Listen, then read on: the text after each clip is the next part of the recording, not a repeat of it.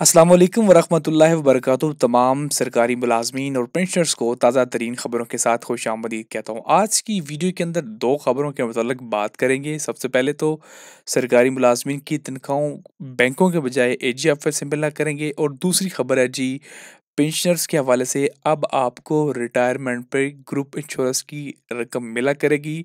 Pensioners का मुलाजमीन का एक दरीना मुतालबा था जो कि अब आखिरकार पूरा होने जा रहा है। इस खबर की तफसीलात क्या हैं, हकीकत क्या है, वो हम बात करेंगे। तो पहले हम पेंशनर्स की इस खबर के हवाले से बात करेंगे।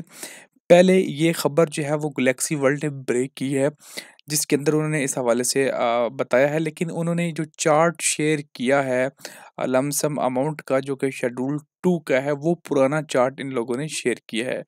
जो नया चार्ट है वो मैं आपके साथ शेयर कर रहा हूँ, ये देख सकते हैं।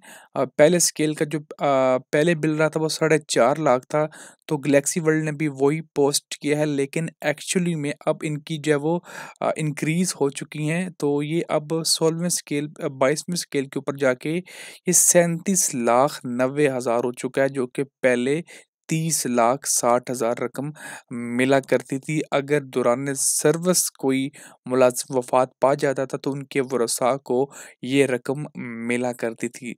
अब अगर हम इनके रूल्स के हवाले से बात करें, तो रूल्स के अंदर कुछ चीज़ें मेंशन हैं जिससे आपको क्लियर हो जाएगा कि एक्चुअल में मुलाज़मीन को कब जो है वो रकम मिला करेगी, और रिटायरमेंट पे आप रकम कैसे हल कर सकते हैं। बहुत सारे लोग ये बोलेंगे कि जी झूठ बोल रहे हैं, तो आपके सामने मैं रूल्स रख रहा हूँ जो कि Balochistan government employ benefit fund disbursement, आपके सामने Balochistan government employment benefit fund disbursement rule 2020 आपके सामने रख रहा हूँ। आप खुद इसे पढ़ लीजिए और यहाँ से आपको आइडिया हो जाएगा कि जो बेनिफिट फंड का रूल है उसके तहत अब आपको रिटायरमेंट पर भी जो है वो रकम मिला करेगी। यहाँ पे एक बताना चाहूँगा, यहाँ पे payment of lump sum benefit fund देख सकते हैं। यहाँ पे लिखा हुआ है at the time of retirement death शहादत of an employee, the benevolent fund shall be paid to the employee on the last substantive pay scale at the time of retirement or death, including death due to shahadat according to the rate specified in schedule 2। तो यहाँ पे नीचे schedule 2 भी mention है, ये आप देख सकते हैं। शेड्यूल 2 और शेड्यूल 1 के अंदर क्या मेंशन है, an amount at the rate of 10% per month on the initial basic pay in each pay scale of an employee shall be deducted every month। अब नीचे यहाँ पे बताया गया है कि अगर आप रिटायर होते हैं तो फिर आपको कितनी रकम मिला करेगी, ये आपके सामने है। हम इसे ओपन कर लेते हैं, और ओपन करके हम थोड़ा सा इसको जूम इन कर लेते हैं। तो 1987 से लेके अब तक जो भी मुलाजिम रिटायर हो चुके हैं वो अपनी ग्रुप इंश्योरेंस की रकम जो है वो वापसी क्लेम कर सकते हैं। 1987 से लेके ऑनवर्ड अभी तक जितने भी मुलाजिम रिटायर हुए हैं वो अपनी इस ग्रुप इंश्योरेंस की रकम को वापस हासिल कर सकते हैं। तो फॉर एग्जांपल कोई बंदा 2000 को भर्ती हुआ था और उस वक्त जब वो 15वें स्केल या 16वें स्केल के अंदर भर्ती हुआ था, तो अब वो रिटायर हुआ है। फॉर एग्जांपल कोई मुलाज़िम रिटायर हुआ है 2016 के अंदर और वो 15 स्केल के अंदर था, तो उसको मिलेगी जी रकम जो है वो 3,09,000 रुपए रिटायरमेंट के ऊपर। तो इसी तरह आप अपनी रिटायरमेंट की जो रकम है वो इस चार्ट से देख सकते हैं। इसका लिंक आपको डिस्क्रिप्शन में मिल जाएगा, वहाँ से जाके आप चेकआउट कर सकते हैं। प्लस एक ही पाकिस्तान है और उसके अंदर डिफरेंट रूल्स हैं। बलूचिस्तान ने अपनी जो है वो जो ग्रुप इंश्योरेंस की रकम है उसके अंदर इजाफा किया, प्लस रिटायर होने वाले मुलाजमीन को भी ये ग्रुप इंश्योरेंस की रकम मिल रही है। और इसके अलावा जो है वो आप देख सकते हैं कि वफाक के अंदर भी इस हवाले से बातचीत चल रही है, पॉलिसी तैयार हो चुकी है, कैबिनेट के अंदर पहुंचाई जा चुकी है, और उम्मीद है कि वो वफाक के अंदर भी जो ग्रुप इंश्योरेंस की पॉलिसी है वो इम्प्लीमेंट हो जाएगी। लेकिन सबसे आखिर में रह जाता है पंजाब, जहां से सबसे ज़्यादा टैक्स जाता है, लेकिन सबसे ज़्यादा जुल्म भी पंजाब के मुलाजमीन और पेंशनर सहते हैं। ये नाइंसाफ़ी बिल्कुल नहीं होनी चाहिए, और हमारा मुतालबा है कि ये जो ग्रुप इंश्योरेंस की रकम है पंजाब के मुलाजमीन को भी लाजमी मिलनी चाहिए। हर दफ़ा पंजाब के मुलाज़मीन के साथ नारवा और पेंशनर के साथ नारवा सलूक किया जाता है, जो कि सरासर ज़्यादती है। और साथ में जब वो रिसेंटली सिंध के अंदर भी जो है वो पेंशनर्स के जो पुराने नोटिफ़िकेशन थे उनको मुअत्तल कर दिया गया है। मतलब सिंध के अंदर भी जो है वो बेहतरी की जानिब गामज़न है, वफाक के अंदर भी जा रहा है, केपी के अंदर भी इस लेवल की सख्ती नहीं है जो कि पंजाब के अंदर है, और बलूचिस्तान तो सबसे आगे जा रहा है। वो हर तरह की सहूलियात अपने पेंशनर्स और मुलाज़मीन को देने की भरपूर कोशिश कर रहा है, लेकिन पंजाब के अंदर सरासर ज़ुल्म हो रहा है मुलाज़मीन के साथ, पेंशनर के साथ। पेंशन के साथ तो बहुत बेतहाशा ज़्यादती की जा रही है, हर तरह की पेंशन को ख़त्म किया जा चुका है।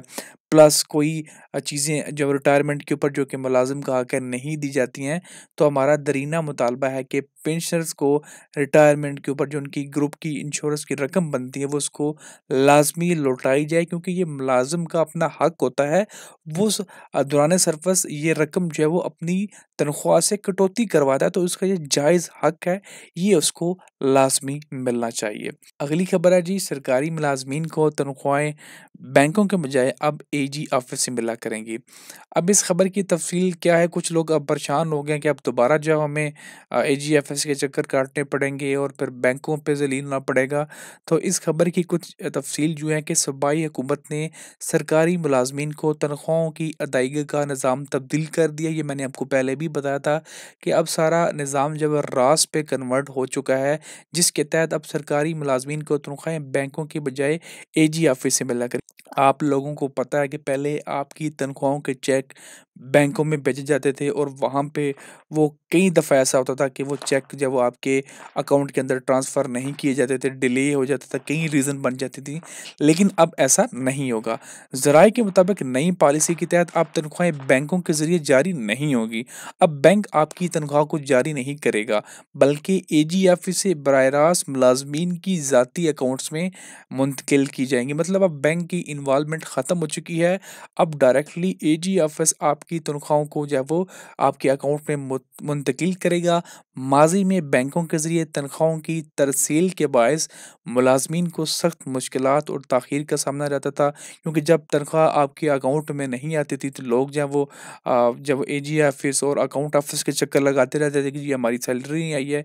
इस दौरान कई मरतबा तनख्वाहें वक़्त पर जारी ना होने के बायस मुलाज़मीन शदीद परेशानी में मुब्तला रहते थे। नई पॉलिसी के तहत पेशावर में बेशतर मुलाज़मीन की तनख्वाहें 1 अक्टूबर से कबल ही अदा कर दी गई हैं, जो कि पहले नामुमकिन था, जो कि अब 1 अक्टूबर को सबकी तनख्वाहें अदा हो चुकी हैं। जबकि बास महकमों के मुलाज़मीन को 1 अक्टूबर की तनख्वाहें मौसूल हुई हैं। तो 1 अक्टूबर की तनख्वाहें भी बास महकमों के अंदर मौसूल हो चुकी हैं।